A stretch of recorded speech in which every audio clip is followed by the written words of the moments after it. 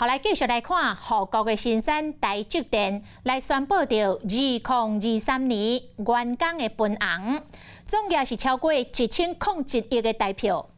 到去年底为止，台积电伫台湾的员工的人数大约是67000人，等于每一个员工平均会当分到150万的红利。台积电嘛正式来宣布，要伫日本来起第2座的晶圆厂。台积电员工的餐厅真青草，分红的数字应该是互人欣羡，总额超过1001亿。每位员工平均提买150万。其实分红的数字甲进前一年比起来有较歹，主要是因为产业的库存调整，台积电去年营收减4.5%。台湾的员工增加到差不多67000人，一个这红利就变少。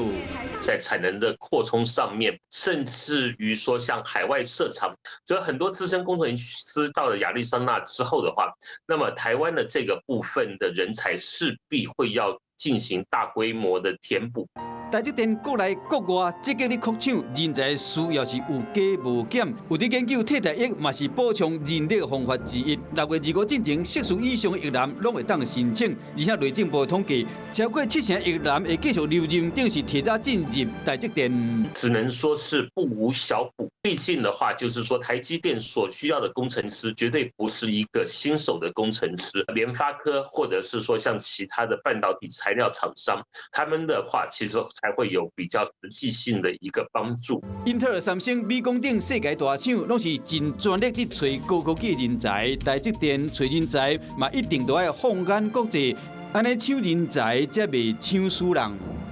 Hello， 我是蒋欣梅。想要抢先掌握最及时的新闻资讯吗？赶快订阅、按赞、开启小铃铛，锁定华视新闻 YouTube 频道。